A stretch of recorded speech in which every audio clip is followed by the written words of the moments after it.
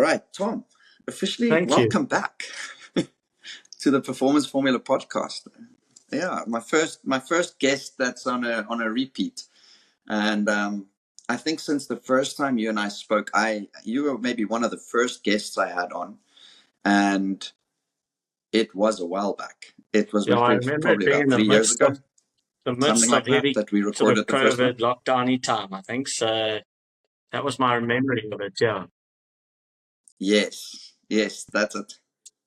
Yeah, that's it, 100%. So, and I think a lot has changed since then in both of our lives, and I'm really looking forward to see how you've grown and how you've sort of shifted maybe some of your thinking. I think that conversation we focused specifically on leadership, and most probably this one we won't quite focus on all of that. But yeah, I'm very excited for the next Me too. sort of Look hour forward with to you. it. What's changed the most in your life in the last few years? For the most, I think I've stopped coaching cricket, like as in full time. Do it still a little bit part time. Obviously focused more on mental performance, working with individuals online, because we moved to Mossel Bay. We moved from Joburg. When I recorded with you the first time, I was still in Joburg, and moved to Mossel Bay, small town living. Changed a whole lot in life, just in terms of the pace that we're living at and lifestyle. And I think in yours, a lot has changed, not just from maybe you can share a little bit about all the things that's changed, because not work-wise that it's changed. There's some other changes that's also cool, happened. man. Wow, Mossel Bay. That's exciting. The Garden Route, what a place. What a place. Man. Yeah. I mean, I suppose it's funny. Like, I suppose some stuff has changed, some stuff hasn't, We've moved house. I have a little daughter now, so experiencing, I suppose, the ultimate form of leadership, which is being a father. From a work point of view, I've now, since we last spoke, I did 5 years as head coach of the Ikeys in the Varsity Cup. I've now done just over a year, although nothing really happened for 6 months, but I've been involved in the Proteas with a few World Cups, and I suppose a lot more work, and you just get a bit older and a bit, touch wood, a little bit wiser, I suppose. I would say you probably find a few things have changed in the way I think about performance and around coaching performance, and I suppose a few things have changed around how I think about sort of coping with life. But that's the natural evolution, I suppose, of what we do and who we are. And look, man, it would be disappointing if we were just thinking and doing the exact same things as we were 4 years ago, I suppose. Yeah, very disappointing. I agree. I agree with that. I don't know how open you are chatting about sort of the Protea stuff, and I'm assuming there would be some things that can't be said, right? Some confidentiality around certain things, But I've noticed some changes in the Protea sort of setup, and I've noticed things that have not changed, So if you think of like the World Cup last year, and I think I watched a podcast where you spoke about sort of how that was a different tournament for the national team. And you think about the past World Cup, how for the first time we broke ground in certain respects. And yet at the same time, it seems like there was things that was similar, like in the final, in a winning position, and then not getting over the line. Last year in the World Cup, like really dominating for the first time, I think, ever in a tournament, and kind of not getting over the line. And I'm curious just maybe what your thoughts is in terms of maybe the growth, as well as what can still be holding us back in that area. I think firstly, you're right. There are things that sort of happen within the confines of the space that we wouldn't talk about, out of respect to everyone involved. I think I got asked an interesting question in a Q&A the other night, actually, about choking. And the person who asked it said that Heinrich Klaassen played a shot that would get dropped him from the under-14 Cs, and what in goodness's name was Quinny thinking playing a shot like that? And it's an interesting one, Jody. The people that are listening to this podcast will probably know a lot more about cricket than I will know. And you'll probably know more about cricket than I know.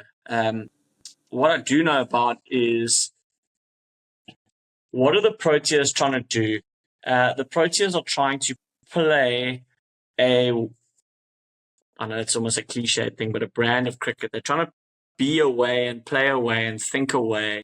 That is a change from the past.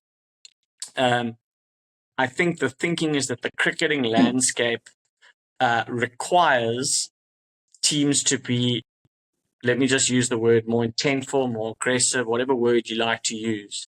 And the desire of the players, the majority of whom are playing now for 4 or 5 teams a year, in the IPLs and all these leagues, they also want to play that way. With that, I suppose if you go back to England in 2015 when they lost in the World Cup in, I think it was Australia, Jody, and they had James Anderson and Alistair Cook, and they got 280, and they thought that was great, and that just wasn't enough. So they changed the whole way they did things, and they had this sort of motto, which was swing for the lights, led by Owen Morgan and Trevor Bayliss, and, Moeen Ali was part of it and all those things. And there were some teething problems. You lose a few games that you shouldn't, and then you win a few games that you shouldn't as well because you go and score 400 or, you do something ridiculous. And I think you're seeing it in many places at the moment. And I suppose there's a lot of conversations in cricket around. My experience is cricket's often a little bit grey. It's not black and white. You can't say this or that. It's do you play a situation or do you play the conditions? Do you, what does it mean to be aggressive? There's a lot of grey in it. Anyway, without belaboring the points, I think what the Proteas have wanted to do is be that more aggressive way. If I look back at the World Cup in India, we had the Klaasen knock. If I think just before that, we had the Klaasen knock at Supersports and Cherry, and you might remember where we smashed the Aussies around and came back from 2-0 down to win 3-2 and beat Pakistan in a nail-biter in Chennai. And then ostensibly played 20 overs of pretty poor cricket against Australia at Eden Gardens and 80 overs of pretty exceptional cricket in many ways to almost win the game against, I think what you would agree, is a pretty strong Australian lineup. Fast forward to this World Cup, and we've, one would say, how have we put ourselves in a situation against Nepal or the Netherlands or Sri Lanka? I think every team is open and should be open to criticism because that's what professional sport is. Like, you're there to entertain people. So I think you're there I think ultimately sport's in the inspiration business. Like, you're there to inspire and entertain people. And if people don't feel inspired or entertained, they're going to criticize you. That's just what happens. So I don't think you can be sad about people criticizing you. But I don't think it's useful to be defensive either. I think you just got to talk about the facts. So we go into the situations and we scrape through, and, one can look at it either way. But then we go into knockout games. West Indies was completely a knockout game. If we lost, we were gone. I think, Jody, and you can correct me here, but I think we lose the toss. Attacked Antigua with the most beautiful national anthem I've ever heard in my life. And everything going for them, and we win the game. Marco Jansen goes and bats brilliantly, and just before that, we've gone and beaten England in what wasn't a must-win, but it was a big game. But we beat them, having lost the toss against a powerful England side. And I think anyone who knows anything about cricket knows that maybe the Proteas team is not the most balanced team from a batting point of view. I don't think that's a secret. And then we go to the semi-final, and you can say Afghanistan, but like I said someone the other day, sometimes playing Afghanistan is the worst thing you can get because now everyone expects you even more to win. And then you get this dodgy deck. Luckily we lost the toss. We win, we get to the final. And I think everyone would agree we're playing against an outstanding Indian cricket team. We lose the toss, and I think that was actually one toss that we probably wanted to win. We lost the toss. We managed to restrict them to 177. The feeling was we can get that. We actually bowled really well, bar a couple of overs, and then we didn't start well. And then we come in and Stubbo's got aggression and Quinny's got aggression and Classie's got aggression. So there's like this massive amounts of positive in line with what we're trying to do. Come back from tough times, be intentional, be aggressive, all these kind of things. And then we get to that position that we were in, and the reality is like Quinton de Kock, that's Quinton de Kock's shot. And I'm sure most people who coach would say, well, if that's your shot, that's your shot. Like, you must play it. He plays it, he gets out. Once again, it's great. Should he have played it? Should he play? I'm not sure. I haven't asked him about it. And then Klaasen gets a ball, slow ball outside off. He's 50 off nothing. Like, which batsman wouldn't smash it? Now, the Proteas in the past, I think, have maybe lost some games they should have won by sort of patting it around. But they're trying to work in this direction of being more aggressive, and we lost. Which is bloody frustrating. And you can look back at it and go, oh, we should have done this, we should have done that.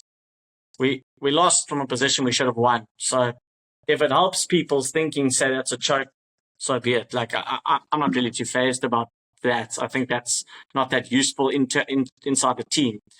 But I think it's more like, right, did we stick to what we were trying to do? Did we stick to our blueprint? How could we have thought better, or was our thinking actually great? And, maybe Classy hits that Hardik Pandya slow ball over extra for 4, and we win the game with 6 balls to spare, and everything's a winner. I think there were some conversations that I heard afterwards that I think it would be great to do a proper review and talk through, like, what was some of our thinking and get better into that space. But I think in a funny way, like, we're getting closer and closer to the kind of team we want to be. But, and this is the exciting but, is I still think there's so much more potential in many aspects of how we operated in the performance environment. So, shit, man, it's flipping disappointing. And it was 10x disappointing for the players who had to put themselves through that. And I think you could see it on their faces on TV afterwards. And it's weird, Jody, you might experience this. Like, how many people have sort of asked me, like, were the players bleak? As if, like, they don't care. And I'm like, yeah, very. What do you want them to do? Like, and I think it's an interesting thing. Like, we want them to be hurting, but you know what it's like. Cricket, they're playing 50, 60 games a year. Like, you can't sit there and mope. You have to get back on the horse and play. So they're sort of learning this detachment, but they deeply, deeply cared.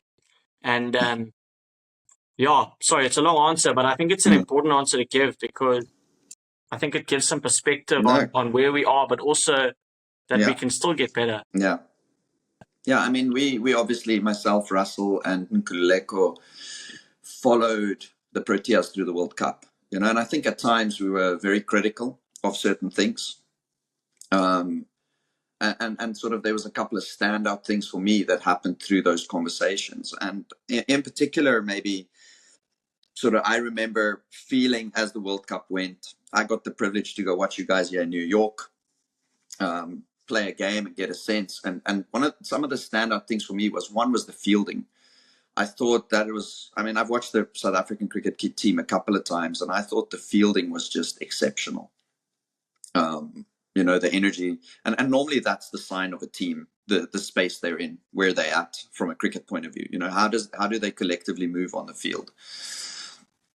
And I always thought with those close games, will the luck run out?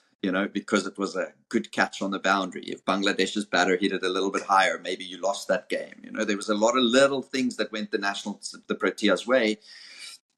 And I thought, oh, well, maybe at some point in time that's got to run out, right? I know cricket well enough, but I was kind of like hoping behind the scenes that maybe this time they'll pull it off, right? Maybe this time, and then just didn't manage to get over the line. And I appreciate your answer in the sense that, and I get it, right? That you want to define how you play, and it's going to come with its highs and its lows, and you'll always be better off executing what you want to do rather than not. One of the things that was like really observable to me from the outside was, and I don't know, at the start it was like I was concerned by it. The Proteas seemed to be very like a closed shop, if I can call it like that, emotionally. Like I'm thinking like post-match presentations, after game celebrations, say in the early parts of the tournament, seemed very low key. Like it seemed, I was like, are these guys up for it? Initially was like my thinking. But then sort of as the tournament went deeper and deeper, I thought, well, hang on, maybe they're nailing it this time, right? Because normally we see all these like emotional spikes through a tournament where I almost thought like emotionally the team looked very stable, if I can call it that. And I don't know if stable's the best word, but they seem to be focused is maybe the more thing. And then when the semi-final came, and I get the elation of making a World Cup final for the first time, but I almost felt like they celebrated too early. Like there was this, it felt like there was this emotional release. And I think Markham spoke in the post-match presentation because I was wondering about that, and he actually raised it, which means it was something in the environment, right? Or that's at least from the little bits we can pick up through interviews and things like that, that they were aware of it and sort of trying to make sure that they emotionally are up for it, right? But I was like more from your role point of view, right? Not necessarily from a team point of view. Like, what was your sense or your take or your sort of experience of like that emotional journey through the World Cup? Because I think a lot of people go on that in everyday life, right? And sometimes we try and like almost not react emotionally, and other times we get too emotional. And, yeah, no, that's cool, Jody. And it's. I mean, I think I probably didn't listen to every podcast, but I listened to a few of your guys' pods, and it was interesting listening, and listening to people who understand the game and understand everything, and watching from the outside, it's good to get those perspectives. I think the Indian World Cup and this World Cup were chalk and cheese. The Indian World Cup, we had a camp before. We were together as a team for a lot. We had Australian series. We went to the Kruger. Like, there was a lot that went on into that build-up. The Indian, the T20 World Cup, we didn't fly together. We all met up in Fort Lauderdale for the first time a few days before the World Cup was going to start. We didn't have one warm-up game. So, like, it could not have been more different, and you have to adapt because that's not anyone's fault. That's the system of cricket now. Our captain played an IPL final, so he arrived jet lag, whatever. We went to the West Indies with,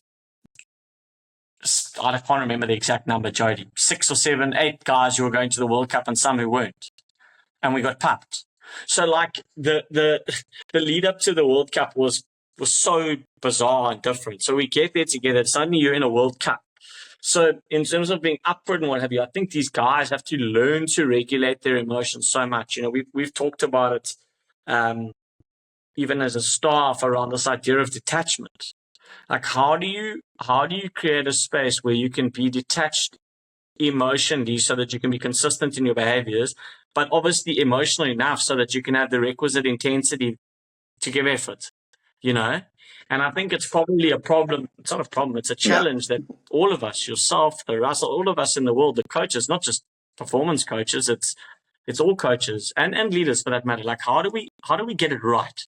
Because I can tell you, and you'll know this, like, there's a narrative around and this is not in the Proteas landscape, and I want to make that clear, but like, there's a narrative around in cricket, like, it's almost like just care less. I've heard a very reputable coach talk about, like, just get the guys to care less. I think it was Josh Butler who wrote on his bats or something, don't give a fuck. And it's like, there's all this going on in the world, in the cricketing world. And I think we're going to find a balance where, like, it's interesting. We all went to a Yankees game together, the Proteas, and the Yankees, they play 162 games a year. Like, how do they do it? How do they get themselves at the right level? So I think we've got to be careful with our sort of old school thinking of, like, guys have got to be up for it and emotionally charged and all celebrating like Stubbo celebrates after a wicket. Tristan Stubbs, that is. Because is that sustainable for these guys? Because the highs look great, but what about the lows? Because then the lows might take you so low that you're unable to go and perform in the next game. And we actually need a guy to score a duck and then score a 60. You'll know this, and I'm probably telling you nothing you don't know, but for the Brendan McCullum openly went to Zach Crawley and he said to him, I don't want you to be consistent, I want you to win games. So, like, the way people are thinking about things is different. So we were quite, I would say, nonchalant, but then your observation is brilliant. I mean, I thought Wandile, who's our fielding coach, Wandile Gwavu, I'm sure you know him well, I thought he did a great job in getting an energy in our fielding, together with Rob and together with Aiden, because Aiden's obviously, he's got good energy in the field, and he led it really well once. And I thought our fielding was good through, maybe we made some. And then this is also weird. I don't know if you saw the interview yesterday with Temba. talking about the test side. He's like, we almost feel like we're starting again. So it's almost like you have to relearn the things that you forgot that you learned in December or in November when you played in the World Cup. So I think there was like, we were finding each other again. Now you can say it's the same ball teams, and it is, but we're having to find each other again. And then I think they started to find each other. And like, I suppose the question I'd ask you and other people is like, did we lose the final because we weren't up for it? Or did we lose the final because I don't we think were so, too no. up for it? Or did we lose the final because we got bad luck? Or did we lose the final because, ultimately, you look at Quinny's shot, you say intent great, option great, execution not great. Cool. Classy shot, you go intent great, option great, execution not great. Okay, cool. Or you go, no, poor option. Cool. Then that's a different conversation. I think it's important to look through those lenses, when you look at it. But sorry, another long answer, but hopefully give some insights. No. No. I mean, I have two thoughts bouncing through my head. Yes, so I might just share them at the same time, and then we see where it takes the conversation.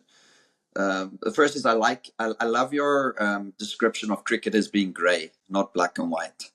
So I wrote you it's not the either or, it's the both and. And so I think that's always the challenge for batters. So if I work with batters, like in my mind, it's always a case of, yeah, that might be your shot as an example. It might be your shot and great. But if they're setting you up, can you be aware enough to adjust, right? And choose potentially a better option at the time. And I think that comes with making these mistakes, which often public doesn't allow. But the public is, especially the South African cricket public is very much a public that is disconnected, but at the same time have very high expectations. A lot of people I spoke with in South Africa said like they're not even following it, the World Cup. And I think it's because there's this, here we go again kind of attitude at times towards it, which I don't think is always fair because we all make mistakes in life. And I think the Protea story is more resembling the South African journey as a human being, way more than I think the rugby story, right? The rugby story is to a certain extent just a story of success upon success. And that's not really how life works for most people. And so I actually think we can buy into that idea a little bit more as, or buy into the support as South Africans a little bit more around the South African cricket team, because it's more, and maybe that's why it hurts so much, because it's more our story at this point in time, and we want that win. We want the team to succeed. But yeah, it's not necessarily always going to be like that. And it is because I love the idea of the grey, right? And learning to play with the both and rather than just the either or. Then the second thought I am having at this point in time is around the emotions, is that it's so difficult because we all have our own emotion. And I'm sure within a team, the team has collectively got a sense or a feel or a vibe, right? Which has an influence on the emotion. And so my sense is that if I think of sort of the work I've done on my own emotion, that's my only real reference for this stuff, right? To me, it's not a thing that comes out of a book. It's my own personal journey. And I like the idea of the detachment, but the problem with the detachment is that it makes us, for me, at times, it makes us emotionally empty. It's like I can detach so much that I actually have no feeling at all. And then, yeah, people could say you don't care. And so on my podcast, there's a phenomenal conversation. I think I'll reference this conversation until I'm blue in the face, right? Which probably it'll come up every conversation I'm having with a guest, because it was such a phenomenal conversation with this performance coach, I suppose. I don't know if he calls himself a mental performance coach or performance coach, Dr. Jacques Dallaire. And so what he taught me in that conversation, that it's a deep care, right? But no worry, because I said it's a no care, right? Those were my words. Very similar to what you expressed, that there's a no care that we need to have. And he was like, no, he prefers like no worry. In other words, we're not worried about the outcome, because that's where worry, stress, anxiety tends to come from, is from sort of spending too much time in wanting a specific outcome, or like a batter wants to score 100, but then that creates the anxiety, versus saying, okay, I have no worry about the future yet. And I'm sort of really just being in the present moment, and at the same time deeply caring about the things that's important in that moment, so that I'm focusing on the right things, that I'm making good decisions, that I'm essentially playing the game that's in front of me at that time, rather than worrying too much about the outcome. And to me, the South African cricket team, some of the things they said that was different this World Cup was definitely more focus, it seemed like, on every single game than before, right? And I know teams often say it, but I definitely felt like it wasn't just a thing that they said. I felt like you could almost get the sense like it was really just locked in. And maybe that's why they won those little moments, right? Because it was just this moment, and we have to do whatever we need to do in this moment. And sure, it's tough and it's close games, and the New York wicket's tough, but I felt like they were a little bit locked in a bit better in that way. And then at the same time, I suppose people are people, right? They wake up on the wrong side of the bed one morning and emotions are all over the show, and they have a bad day, because they slept bad. Like, you have all that type of stuff to think about. So maybe just back to the emotions. So I think that it's a both and, right? It's not saying we detach. For me personally, we should detach so much that we're not connected with it, but also not connect so deeply that we're not making good decisions. And so it is that fine balance between the two. No, that's some really cool thinking. I love the fact that you use both and, because I bang on about it all the time with how binary people's thoughts become. It's either either or, and I always say no, it's not either or, it's both and. What happens if there's a space for this and there's a space for that? So we're definitely talking the same language. I think I have a real aversion to people who talk about like it's just another game. Well, a World Cup final is not just another game. It's different. Yes, you might be playing on a pitch, whatever, but the consequence is different. So therefore, the emotional reaction might be different. So what is our best thing to do is to acknowledge, you've probably heard me talk about it, like acknowledge, accept, act, triple A. Like, we have to acknowledge what's happening for us. We have to then accept what's happening for us is happening for us, and then find our action. So, and that's where process is important. So, the process brigade, the process of the outcome brigade, like it's great. Like theoretically, it's right. But don't tell me the outcome doesn't matter, because if the outcome didn't matter, why do we react differently when we win or lose? Because the outcome matters. So it's not that it doesn't matter. And detachment, of course, it's not going to be fully detached, because you're right. You go too far to the one end of the spectrum, now you've lost it. It's almost like acknowledgement and acceptance, or compartmentalization. Like, they have to find a way to compartmentalize things, because, I think you guys talked about it in one of your pods. Like, you talk about, like, we want guys to be vulnerable and have these conversations. Well, the World Cup's not the time to do that, because you got a game in 2 days, you got a game in 3 days. So it's like, are you going to work with a batter in the midst of a seasonal competition and fundamentally change his technique? I don't think you're going to do that. So mentally, you're not going to take the guy into like an emotional state that actually doesn't feel safe and whatever, because the guy's got to perform. So we've got to find ways of acknowledging and accepting what we have, and find ways of compartmentalizing that emotion so that you can do what you can do. I often say, like, we've got to find a way of getting our mind out of the way of our brain, because our brain has an ability with our body to execute a skill. Our mind can sometimes get in the way of that. So it's a really nuanced thing, which I think people who listen to this pod and you know anyway, so I don't need to bang on about it. But I'm almost saying, like, that is the way I think cricketers are going. They're going to a way of, like, I want to switch off cricket. There's so much cricket, like, turn off, detach, don't care, like that. So you have to find, like, so what's the actual balance? Because they do care. So they try, and you know what it's like, Jody, like, if you've got an emotion and you're trying so hard not to have that emotion, it becomes worse. So let's rather acknowledge what the emotion is and work with that and manage it, rather than trying to be something that's completely unnatural. And I think that's the real work that I want to be able to try and do with players. And I think also what you got to realize, like, you're dealing with elite players who are getting paid a lot of money, who have got a lot of people in their ears and a lot of coaches. And actually, as a Protea staff, we're only around them for a short period of time. They might not necessarily buy into a Tom Dawson SQUIBB, or trust a Tom Dawson SQUIBB, or a Rob Walter for that matter. We don't know. You've got to work bloody hard to build relationships and have them trust you. And I don't blame them for that.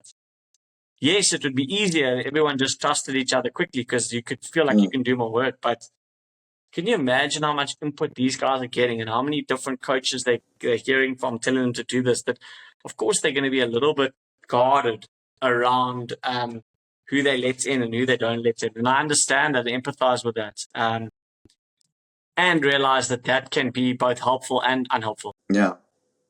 Yeah. And I think that's definitely something we did touch on, right? And I recall myself saying, I think to a certain extent, exactly what you just said, that now is not the time to be vulnerable, right? You're on the performance. And I think this is something that's often not understood is performance is the knife's edge, right? It is standing on the precipice. If you walk out there, and even more so, I think if you play for your your country in a freaking World Cup, right? It just sharpens the edge, really. Performance is the place where you show yourself. And cricket has got so many variables that most people are not aware of. If I say most people, I talk about sort of public that doesn't actually involved in the game and is so heavily invested in the intricacies of it, right? The person who sits on their couch, right? And that was always our intention, I think, from the get-go with those conversations, was to hopefully shift what happens on the couch. Because my perception is, and I know you're big on this, right? The telling of stories. My perception is that as South Africans, we've got to start telling a different story about our national team, because we're essentially just cultivating the next generation to think in a similar way.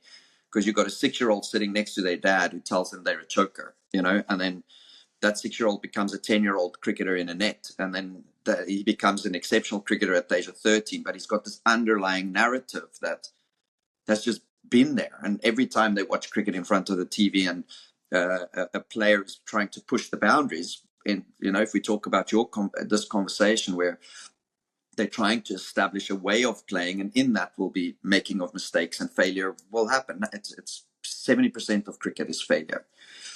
And then the dad will just say, oh, see, there we go again, kind of thing, same old Proteas. And I think unless we start shifting that narrative, and I'm assuming at that top level you are, right? I can hear it. I can hear that there's differences in how the players are speaking, the things they're talking about, but unless we shift the conversation on a broader scale, I don't know if we're holistically solving the problem, if I can call it that. We might have the Proteas, hopefully, and I say hopefully, using that word sounds a little bit, I don't like it, right? To just be hopeful. Because there's a plan in place, I'm assuming, right? And a process in place to get the team to where they need to be.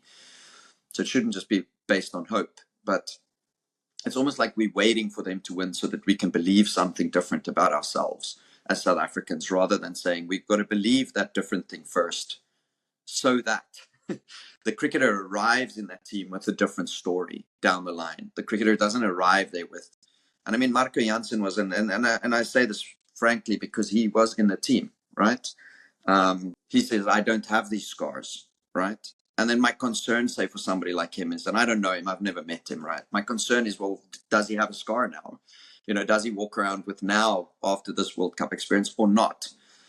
And I think, just hearing you speak a little bit, I would hope that he doesn't. I would hope that it gets reframed in a different way, that it doesn't get reframed as, okay, well, we're just like the people before us. Yeah, it's I don't know if he has those scars. I haven't seen Plunky since we left.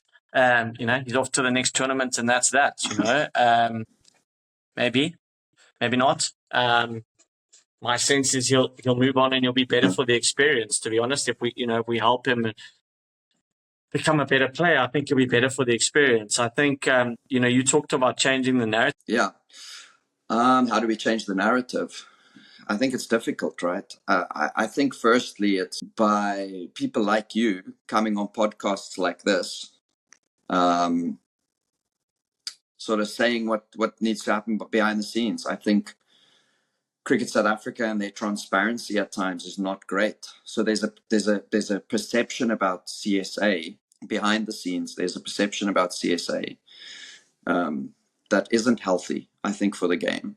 And so more can be done in that space to shift the perception of the Proteas team, to shift the perception of the brand of what the Proteas stand for, right? I think they're, yes, on the field they're trying to shift the brand quite a lot, but off the field, CSA doesn't have a great reputation, you know. There's preconceived ideas around how that office functions, you know, and it's because of things that happened in the past. What's your thought? My thinking is this, like, so everything you've said there is 90% of it comes down to the organization, and the messaging that goes out, and well, the team has no power really or influence over the organization. So, but the team are being asked to change the narrative. Yeah. But the team have close to no influence based on what you've said around changing that narrative, bar winning. So, you know, I've been involved in rugby and know rugby fairly well. Like, their branding compared to the cricket branding is chalk and cheese. You know, look, firstly, you've got to be careful of overly comparing rugby to cricket. What the Box have done is quite phenomenal. It's amazing, inspirational, and you know, you've got this beautiful story of success and people and chasing the sun and all of the, like, it's amazing. And I know some of those guys personally. The rugby landscape is different to the cricket landscape. Firstly, the sports are fundamentally different. Secondly, cricket, I'm just trying to choose my words a bit here, but like South African rugby, they don't have as much money as England and what have you. But South African rugby have obviously got some things going for them, but this mass rugby culture with some genetic freaks that play. You know, South African cricket, I've also got a good cricketing culture, but it's probably not as big as India or Australia or Pakistan or you know. We know the budgetary things. We know the system now is moving in the direction of India, Australia and England. Like, we know all of those things. So it's actually becoming increasingly hard for us to win. We know that if you read the news about cricket South Africa, about South African cricket, a lot of the news you're going to read is like, it's not positive. It's not making people excited about the story. You know, we're not putting out a documentary like a Chasing the Sun or, just the messaging it's not the same, you know. There's a lot of stuff, positive stuff. You just take transformation as an example, like whether rugby is doing transformation well or cricket's not, or vice versa. Like, I'm not going to get into that conversation now, but I don't think rugby is more transformed than cricket. But you don't see article after article after article criticizing transformation in rugby, yet you see it about cricket. So my view is, whether you're black or you're white or colored or Indian or of any racial or any background, you're just reading this negativity. You're feeling unhappy, you know. Whereas that's not happening for rugby. You're just getting positive. You're just getting all these positives. So it's like, I just think the narrative you spoke about, a lot of that is organizational and how you control the control, but how you work with the media and be more available. But then I suppose it becomes a chicken and egg, because the more people are critical of you, the more suspicious you become of them. And then everyone just becomes suspicious of everyone else, and no one wins, you know? So it's like, what starts it? Well, I'm not sure. That's not, it's above my pay grade. But, my feeling is there's a lot we can do. And actually, when I look at the South African story and I look at the World Cups we've been in, I personally feel like super inspired and feeling like, guys, shit, man, can we not just put good stories out there? Do we have to always talk about, this team's got 8 players of color or 7 or 6, or this guy played a stupid shot, or this guy, like, okay, cool, but that's not helpful, you know?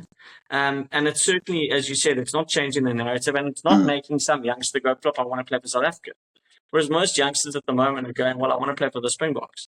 And look, as I say, I'm a very competitive human being, and I always say, unfortunately, the currency of sport is winning, and we have to win.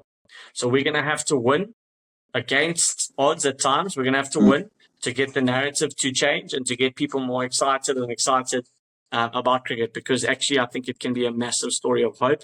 It can be a story of hope for people across backgrounds, and that is very powerful. Yeah, yeah, and I think there you and I then think in similar lines, because I also look at it and say, well, there are all these challenges. There are actually too many. There's challenges that I think are unfairly placed on the national team. Like to say that they've got to go out there and express themselves freely. I mean, how do you do that when the first article that gets written about you is there's only one black African in the team? And I think we jumped on that with lifting the covers, and that sort of kickstarted our whole thing. But at the same point in time, if that's the consistent sort of messaging that comes, and I mean, you wouldn't know if a player wakes up one morning and opens his app on Crick Info and looks, because they can do that, right? You don't know who looks and who doesn't. Some are disciplined and they don't engage with that stuff. Others maybe not. Social media has an effect where some people like scrolling. So they're bound to come across stuff, right? And so I think if we think of then the emotional stuff, that will trigger an emotional response. And now 2:00 this afternoon, the guy must go play a game for his country. And everybody expects him to just be up for it and be locked in. But he's read this article this morning, and has thoughts about that potentially. And that'll have an effect on how they perform at the end of the day. And so I think for me, like I always think if I was in your shoes, I think it's quite a natural thing to do. Like if I was in Tom's shoes, what would I be doing, right? And I think what I am appreciative of is that we seem to be thinking along similar lines, because the whole idea of emotional regulation is, I think, so important when it comes to performance. And I'm sure you haven't shared everything that you're thinking in this quick little conversation we're having, right? But I mean, I know in my own life how big a difference that's made, going from like these emotional highs and lows to engaging what I believe is a better way with my emotions. So my current sort of take is that we got to design the experience we want and set that up, because if your emotional state unlocks your skills, which delivers your performance, if we're not designing the experience, the internal experience that we want consciously, and get better at that, and we're going to fail at that sometimes. We're going to show up some days, and let's say I want to be, and I understand that for me to be at my best, my tension level needs to be at a 6, and I've got to have a calm sort of experience with a little bit of nerves before the time. And then when I get into the game, I've got to relax into my performance and heighten my focus. That's sort of true for most people. They might just describe it in different ways, right? But that would normally be sort of how through just speaking with athletes, I've sort of found that the emotional sort of path goes especially when there's good performance, when performance is really good. It's normally there's some nerves, it dissipates, and it's normally described by I was calm and I was like really focused, I was clear, I was, like the words around that would be fairly similar. And so I'm like, well, if we know that and if we understand that, then how do we make that the thing? How do we generate that experience for ourselves? Because if we can generate that experience, then I think more often than not we'll be able to perform at our best, versus saying, okay, well, we allow our best performance to be a fluke. To get into the zone is something that happens by chance, versus saying we can be more conscious about getting ourselves closer to that as often as possible, knowing that it's not going to be there all the time. Just like you're not going to time a cover drive every single time you hit a cover drive, you're going to time it perfectly. And so I think a lot of time is spent in the nets hitting the cover drive so that we can get to a 95% accuracy. But when it comes to understanding the experience we want and how we regulate that and how we design and create that for ourselves, I think we're very poor at that as I don't know if I can say as human beings, or because we've at times got such an external focus on things, the way you look, the way you walk, the way you talk, versus saying, well, what does the inside look like? What is that inner experience while you are busy going about performing? What does that look like? And how are we practicing to get closer and closer to that? That would be my take. Like, I feel like that would be my take, on where I would look to focus. And maybe the difference between you and me is I think you come more from a team first approach to individuals, where I would most probably do that the other way around. I think my skill set has been honed a little bit more and my experience has been a little bit more from an individual perspective. With the teams I have worked with and engaged with, that was normally secondary. Spending time with individuals and helping them at that level was sort of why I would have been in environments. I think that's the right approach in cricket. I think cricket is ostensibly very much an individual sport wrapped in team's clothing. And I think the way it's going as well with the multi-franchise team, what have you, it's almost becoming more like that. And so your approach of individual first, I think, is the right approach. And I would say it's probably the approach of most of the coaches, whether they're batting coaches, bowling coaches, performance coaches, is to focus on the individual. Connect with the individual, try and understand where he or she is at, try and help them in that space.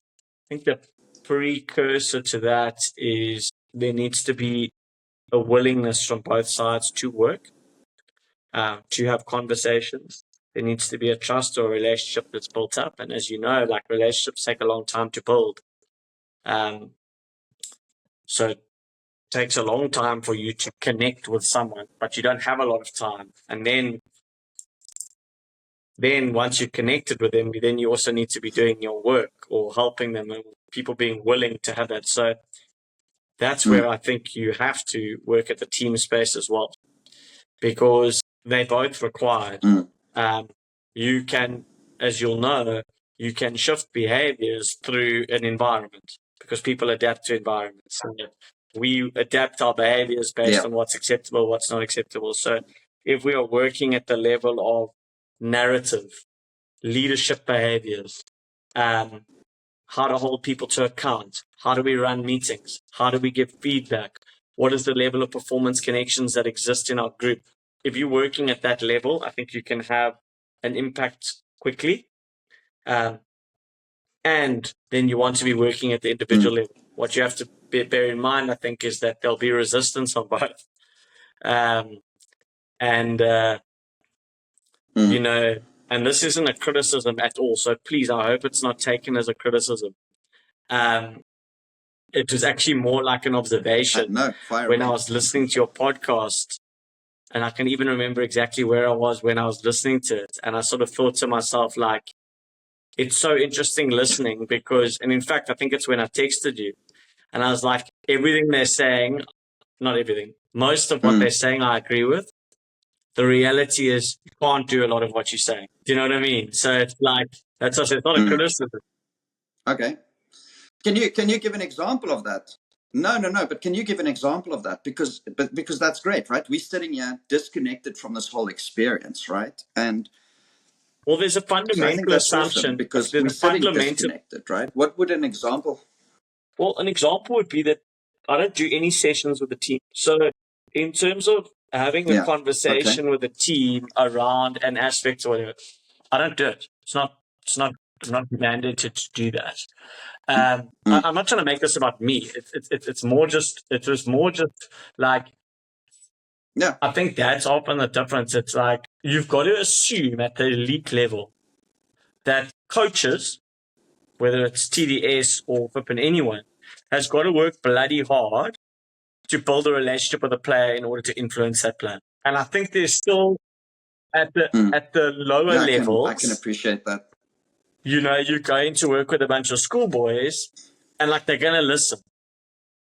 They're going to be a lot more receptive. And as I've said, like, that's not a criticism of the players. That's natural based on the way things work. But that for me is the challenge for all coaches at all levels, is like, how much can you actually influence? And when you are a competitive person who wants to influence and wants to make a difference quickly, like I am, it presents emotional challenges to yourself because you're like, shucks, man, like, am I adding enough? Are we doing this? Are we doing that? And you have to, it's like this challenge of your own emotional regulation, not from a place of ego, it's always from a place of ego, but not from a place of like selfishness, more from a place of like, flip, man, like, I want to add value. So I think that's the that's the crux of what I had to learn quickly in that space. Is like, Gary Kirsten always talked about it, like seek to understand before seeking to be understood. Like that's really, really, really big. And you still hear the people from the armchair like, oh, let's get that coach in, he'll sort them out. Well, unless that coach has got a real credit in the bank, he's not going to sort them out. He's going to get the flick. Justin Langer was very intense, and he got kicked out by the players. By all accounts, I don't know, but like, so yeah, I think that's the beautiful nuance between what we know to be right and how things work on the ground. Is that like how do you flipping how do you flipping influence? How do you genuinely influence, get to change behavior when actually a lot of things are against you?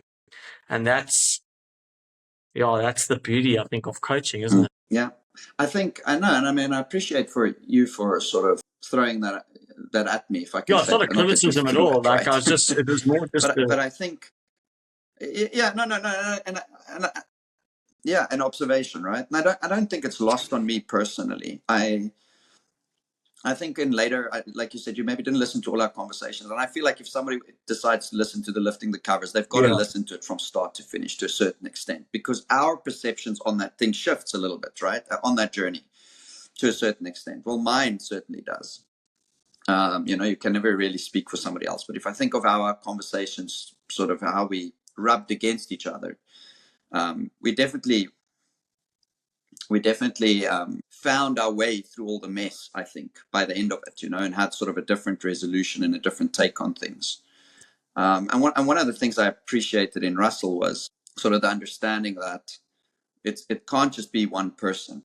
It can't just be Tom Dawson SQUIBB that's going to all of a sudden be appointed into this position and make the difference, right? It's going to take a team effort. It will take a Jody, and it'll take a Russell, and it'll take I don't know, whoever plays in this space in South Africa, potentially. It'll take all of us, right? Because I maybe work with a cricketer at SWD, or I might work with a cricketer in Cape Town.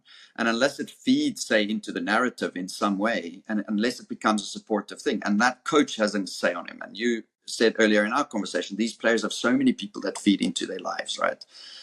That it can't just be, okay, well, let's appoint a Tom.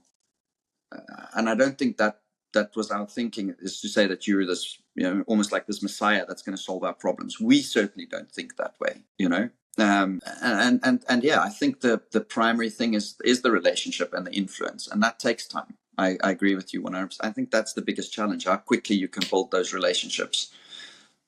And it's always like that. You'll find a couple of players that you connect with very quickly, and then there's ones that you can almost just like feel like there's a bit of a barrier, and it maybe takes a little bit longer because maybe they're skeptical, or maybe they've got their person, or whatever the reason might be. And so in as much as, I think we'd all want to be in a similar position. If you're in any job, you want to see yourself at the higher place, right? I can be appreciative of that. It's not the easiest, right? It always has you dream that you want to have this job. Then you get the job and you go, oh, shucks, there's a whole bunch of things here that I don't want.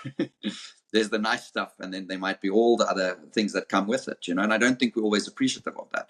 We might look and say, oh, Tom's now this guy who works in this space, and he should be doing it like this, and what would I be doing?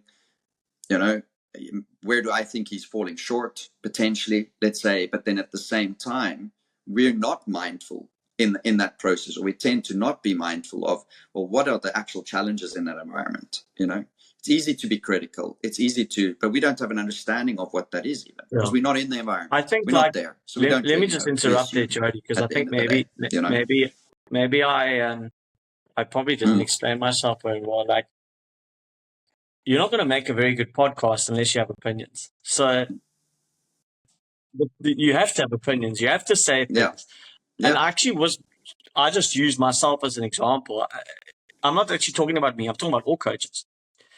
I'm saying all coaches, whether you're the head coach, the batting coach, the bowling coach, I will put money on it that most coaches at international level would say, flip, they wish they could influence. So, I didn't explain myself well, because then it sounded like it was a me thing. It's actually not a me thing. It's a coaching thing. Yeah. That, like, how much can we do? So we want to, you know, I've coached at SQUIBB level. I was the head coach now of a varsity rugby team. Like, you can sway a lot more there than you can at that elite level. And that's the interesting thing. So, like, that's the beauty of the challenge, is that how do we influence in like proper servant leadership? Like, how do we influence in a way that helps players, what have you, but still works with what they're getting, the information they're getting from other people? And like, I think that was more the point I was trying to make, is that like, that's a big challenge.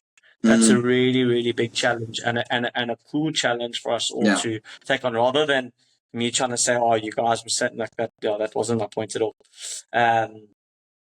Yeah. No. And I didn't take it as that. I didn't take it as that wholeheartedly or completely. So that wasn't necessarily a defense, right? It wasn't a defense of anything. So that's an interesting thought, right? The idea of how do we influence. So my thought immediately goes to, when you say that, and specifically if you speak about all head coaches, is, you know, there's a lot to be said for, and I don't think Rob falls into this category, right? As the guy who's sort of currently leading the national team, I don't think he falls into this category. But I think there's a lot to be said that in our cricketing landscape in South Africa, often it's the ex-player that gets the gig, right? It's not necessarily the person that is the greatest coach. And what I mean by that is, there is a skill to coaching. There is an ability to that. And I'm sure you're aware of that. So it is things like, how do you listen to people? How do you question them? How do you give feedback to them? How aware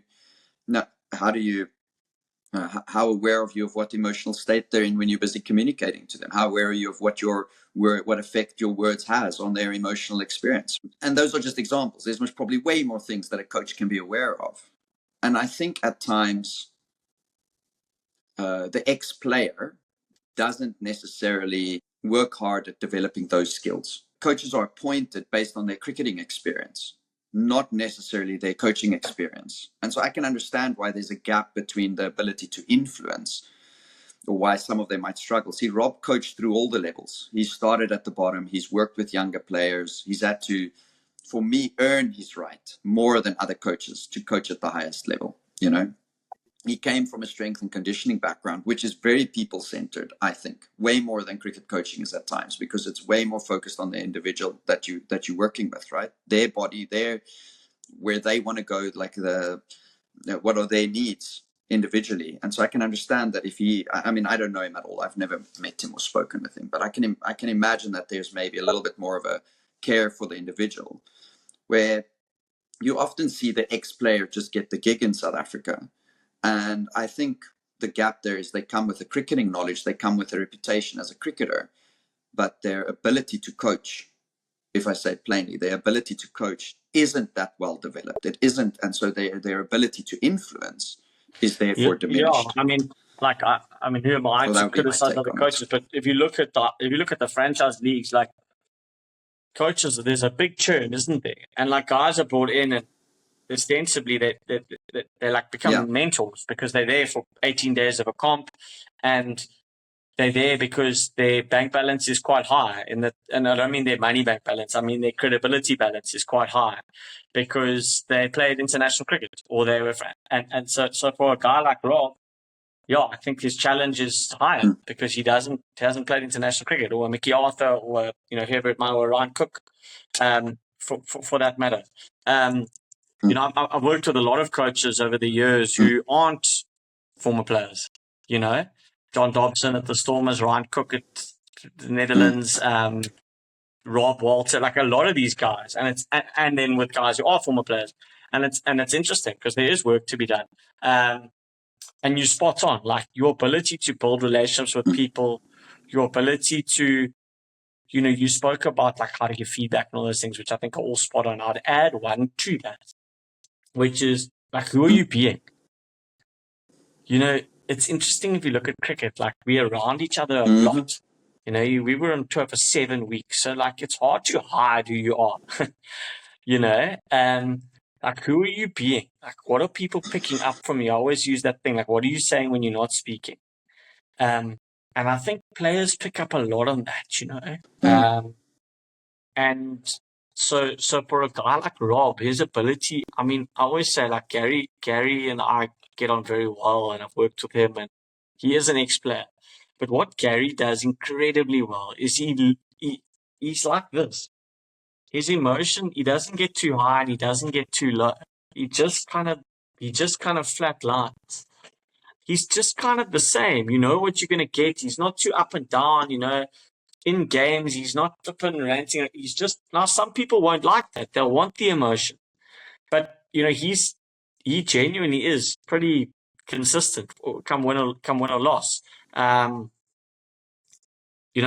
personally am probably not like that. I would probably be more emotional, but that's also me.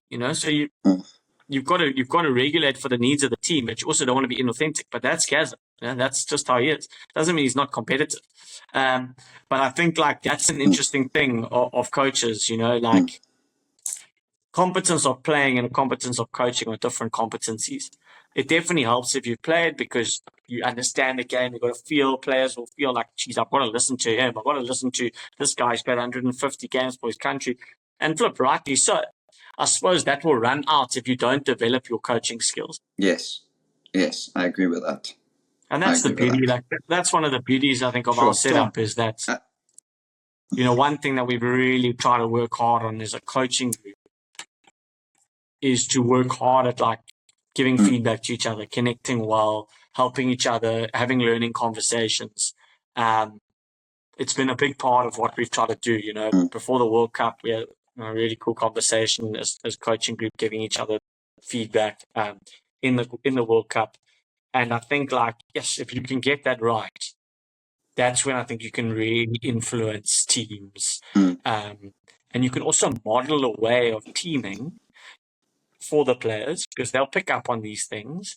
And then, Jody connects so well with player X, but I don't. But player X is in my department. But I said, Jody, can't you help me a little bit? And then Jody and I work together. And I think that's performance connections. And that's where cricket, if we can get the performance connections right, that's where we can get a competitive advantage, I believe. Because as I always say, connection's the antidote to pressure. And connection, we're born to connect as human beings. And if we can get that right, and we can get the batters to connect well with each other and the bowlers, and this guy in the mid-off with the bowler, and Jody with Tom, and if we can get those little performance connections right, I think that's a massive advantage in the weighting. Yeah, I like that idea. I think I didn't understand the words when I've heard them, the idea of performance connections. I think I get a clearer sense of that, right? So it's about the humanness, if I'm going to say it in my own words. It's about maintaining the humanness in performance to a certain extent, right? That we're not separate from each other. We're doing this thing together, and you create that connection off the field to potentially go onto the field. So or am I misunderstanding that? Okay, so I know we've run out of time, so I'll try and make it quick. Okay. Yes. I don't want to rush this concept because I think it's really important. But performance connections, you and I are influencing each other. If we're batting together, we're influencing each other. Whether you say nothing or whether you say lots, there's an influence. So we connect for performance. A lot of the old way of thinking of connections is we ride together, we get on, we best mates, whatever. That's difficult to do, and it's like dated thinking. It's not dated and it's used. It's just, think about the cricket ecosystem. It doesn't work like that. So we need to understand, where do we connect for performance? We then create awareness between individuals. What do you need from each other in order to get the best out of yourself? Then we make sure that we actually give each other what we need. That for me is performance connections. And that for me is a skill. That's something that we can get better at. We can understand each other more. We can understand ourselves more, and then we can hold each other to account to give each other what we need. That's then where you get performance connections. And yes, of course, it's got a humanity to it. You're right. But it's actually not, because this is always the criticism, it's not soft and fluffy. It's agreements and commitments as human beings to each other to fundamentally realize, A, that I have an influence on your performance, and B, that I want to have a positive influence on performance. And I think if you can get that right in cricket teams, you can do a lot. Tom, that's brilliant. That's absolutely brilliant. And I'm sure, like, I'm sitting here, we're over time, right? And I appreciate you for throwing that last little bit of a nugget in there, right? I'm aware that no, not at all, right? It's something that I wanted to raise earlier in our conversation, but I mean, conversations go as conversations go, you know. Maybe there could be a next time, you know. Like I said, you're my first guest that's come on twice. Yeah, maybe there's a next time and we can delve into that a little bit more. Maybe that's a bit of a precursor of things to come, you know. I think you and everyone else who's coaching in the ecosystem of cricket have got a lot to add, and it's I've probably done all the talking, which is, I suppose that's the essence of a podcast. But yeah, I'm sure I could learn a lot from. Well, no, I can learn a lot from you as well. So yeah, no, and it's been brilliant to just bounce ideas. You know, it's like, not like you say, we've got to have an opinion, and our opinions won't always agree. But at the end of the day, I think if we can sit and have conversations like these, we learn from each other, we expand our thinking, and in doing so, we can go serve better. You know, in doing so, we can show up a little bit better, a little bit more prepared, a little bit different, a little bit. You know, I'm sure somewhere I'm going to coach somebody and I'm going to say, oh, I had this conversation with Tom and this is sort of what he gave me, because that's what I tend to do with these podcasts. You know, they affect the way I interact going forward with whomever I'm interacting with, because of one conversation I've had. And I'm hoping that's my hope for and my wish for this podcast, is that more people listen to it and it affects them in a similar way. They can say, well, geez, I got this from this podcast, and Jody and Tom were speaking about an idea and it's helped me. I'm pretty certain that, and that's brilliant. I'm pretty certain that in an indirect way, your podcast had an impact on our World Cup campaign, because I was listening, and I'm pretty sure you guys gave me some ideas that I could then go and speak to Rob about. So we're definitely helping each other. Well, that at the end of the day, that's what it's about, right? You know, we might not be, and I think both Russell and I sort of spoke about this idea that we're there as your co-pilots to a certain extent, you know, that maybe we give an idea and it helps, you know, maybe it bumps thinking in a direction. We don't know if you guys are going to listen. I think we were surprised to find out that some of you are, right? And so, in as much as we'd want to say, all be in a position where we're helping people, if we can play a small part in helping, in bouncing ideas around that can get the guy at the top to do the job, well, then we've played our part, you know. Yeah. Look, man, I'm only contracted. You know? I'm only contracted till the end of the year, so who knows what happens? But yeah, who knows? But no, lekker, man. Well, I appreciate you making the time, and I'm really sorry again for stuffing you around on Wednesday. No, it's all good, and I appreciate you for being here. And you know, maybe next time in Cape Town, I'll let you know, and we can go grab a lovely coffee. I'd appreciate that. I think it was a Cliff's. Yeah, we met at I think Arnold's in Cliff Street. One of those nice coffee shops. Yeah. Cool. Awesome. Thanks, Tom. Shot, Jody. Thanks, Thank man. you very much.